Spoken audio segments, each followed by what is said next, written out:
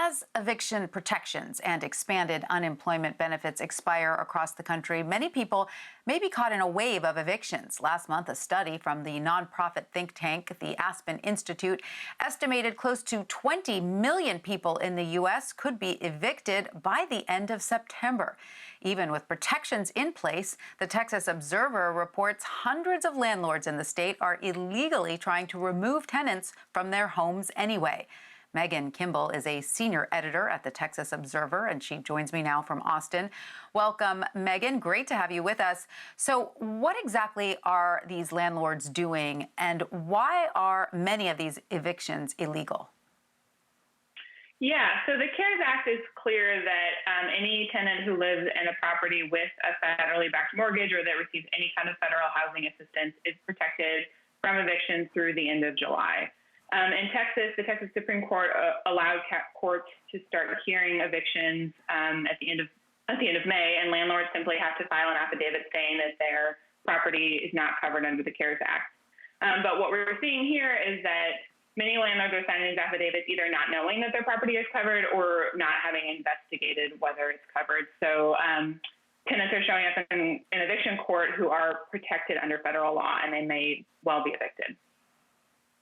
So are many of these tenants unaware that they are protected, do you think?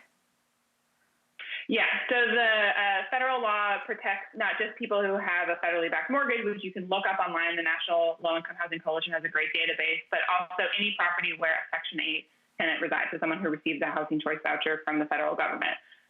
So that means that if there's one person in an apartment complex who uses a Section 8 voucher to pay their rent, everybody in that complex is covered.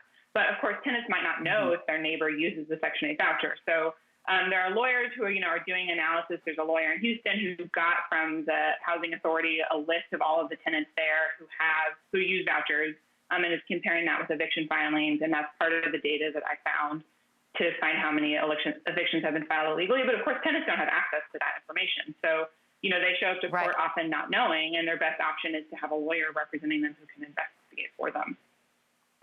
Right, which of course costs money, which many of these tenants don't have, which is why they can't pay their rent. So it's sort of a catch-22 here.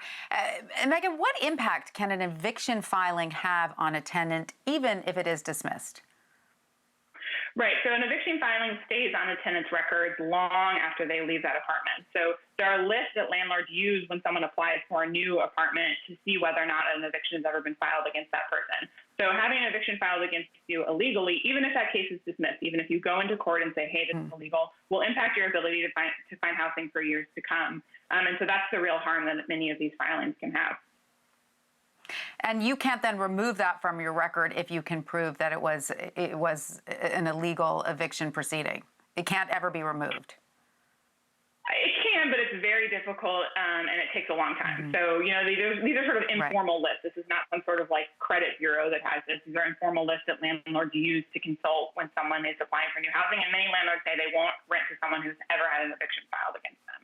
So, at a time when governors and local officials are issuing new sheltered homeowners telling people to stay at home as much as possible, there are 400 evictions on court dockets in Harris County next week. So many of those are likely illegal, and people might be removed from their homes despite the pandemic really increasing here in Texas.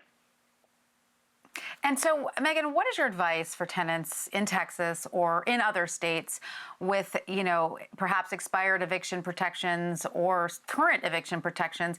What can they do to see if they're covered by the CARES Act? Is there a central database, an online, info page that people can go to? Yeah, as I mentioned, the National Low-Income Housing Coalition has a database where you can search your property to see if it has a federally backed mortgage. Not all properties that are protected will show up there. So it's certainly worth asking your landlord, do you receive any kind of federal assistance? Is there anyone in this property that uses a Section 8 voucher to pay rent?